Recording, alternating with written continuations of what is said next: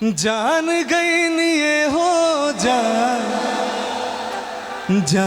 गई नी जान गई नी ये हो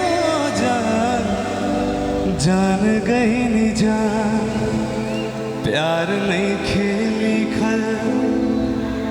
दिल टूटा है क्या किसी का? मेरा भी हाल फिलहाल में टूटा है। प्यार नहीं खेली खल हाथ के लकीर में, नहीं खो तकदीर में जा। खेसारी भैया के साथ जब बैठते हैं कभी कभी तो भैया के सामने जब सर मैं गाता हूँ ना तो भैया बोलते तू तो हमरों से अच्छा गावेला यार, हम चाहत अगर तू वो टाइम रहते रह तो हम तोड़े से गवा देते। लेकिन बोले नहीं भैया हम आपका फ़ैन है, बचपन से आपको सुनते आए हैं, पवन भैया को भी सुनते आए हैं, तो ये मेरा वन ऑफ द बेस्ट सॉन्ग और मेरे दिल के बहुत ही करीब है भोजपुरी में।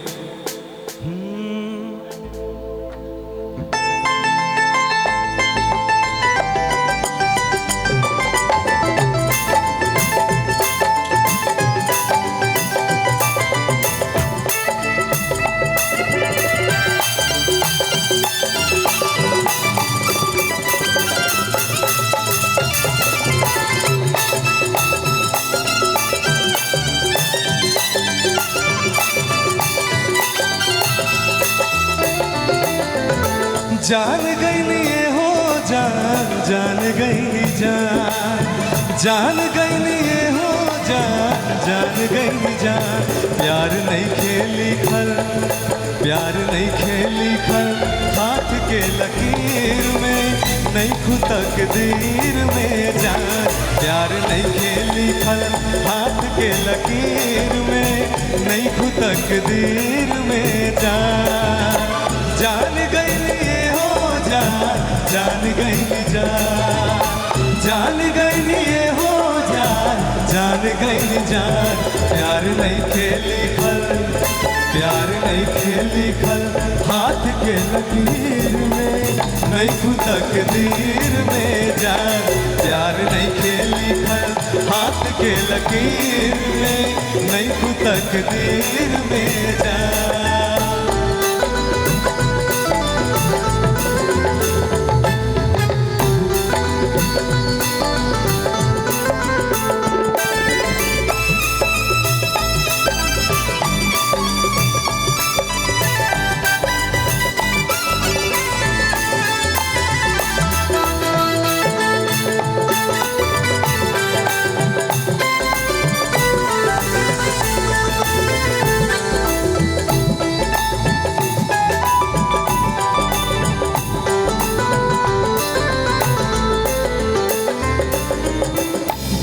टूटला पे कोनो होला ना आवाज हो, फिर कैसे सुनी जमाना। हो जाइबू दोसर के तू कुछ दिन के बात बा, दिल पगला रोई बन दीवाना। सीख ले अब हम भी हो, सीख ले अब हम भी गम में हंसे के अदा। भैया सॉरी मुझे थोड़ा सा फीडबैक नहीं मिल रहा भैया, थोड़ा सा रिवर्ब दे दीजिएगा, थोड़ा सा रिवर्ब दे दीजिएगा। सीख ले अब हम भी गम में हंसे के अदा, अब जिए के पड़ी